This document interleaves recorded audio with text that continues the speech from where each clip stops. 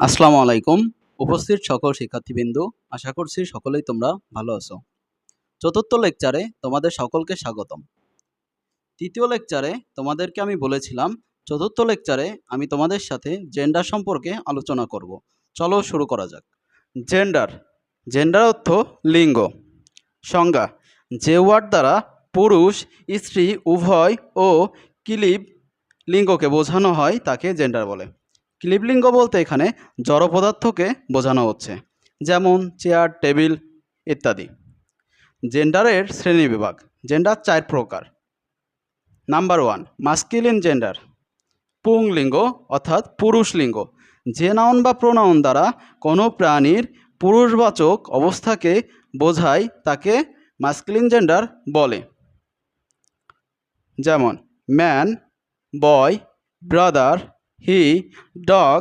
এই প্রত্যেকটি এক একটি মাস্কুলিন জেন্ডারের উদাহরণ। Number 2, feminine gender, স্ত্রীলিঙ্গ।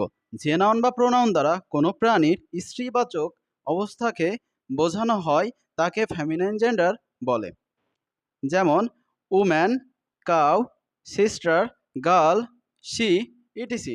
এখানে প্রত্যেকটি ওয়ার্ড দ্বারা স্ত্রীলিঙ্গকে বোঝানো হচ্ছে। নাম্বার 3, কমন জেন্ডার, অর্থ উভয় লিঙ্গ। যে নাউন বা প্রোনাউন দ্বারা কোনো প্রাণীর পুরুষ বা স্ত্রী যে কোনো অবস্থাকে বোঝায় তাকে কমন জেন্ডার বলে, যেমন বেবি, স্টুডেন্ট, টিচার। এগুলো প্রত্যেকটি এক একটি কমন জেন্ডার, কেননা এখানে বেবি দ্বারা পুরুষ বা স্ত্রী নির্দিষ্ট করে কোনো কিছু বোঝানো হচ্ছে না। এই ওয়ার্ডটি পুরুষও হইতে পারে আবার স্ত্রীও হইতে পারে, অর্থাৎ উভয় জাতিকেই বোঝানো হচ্ছে। একই রকম স্টুডেন্ট দ্বারাও পুরুষ বা স্ত্রী নির্দিষ্ট করে বোঝানো হচ্ছে না। স্টুডেন্ট পুরুষও হইতে পারে আবার স্ত্রীও হইতে পারে, অর্থাৎ উভয়কেই বোঝানো হচ্ছে। অনুরূপ টিচারও পুরুষ স্ত্রী উভয়কে বোঝানো হচ্ছে। নাম্বার 4, নিউটার জেন্ডার, অর্থ ক্লিব লিঙ্গ।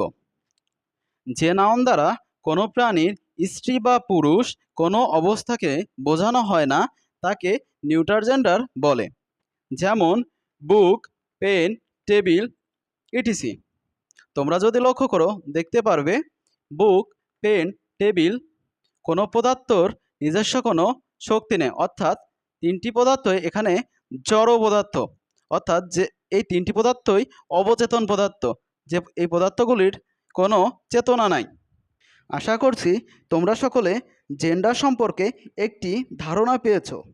লেকচার 5-এ আমি তোমাদের সাথে পার্সন ও নাম্বার সম্পর্কে আলোচনা করব। যদি লেকচারটি ভালো লাগে তাহলে লাইক, কমেন্ট, শেয়ার ও সাবস্ক্রাইব করে আমার পাশে থেকো। দেখা হবে পরবর্তী ভিডিওতে।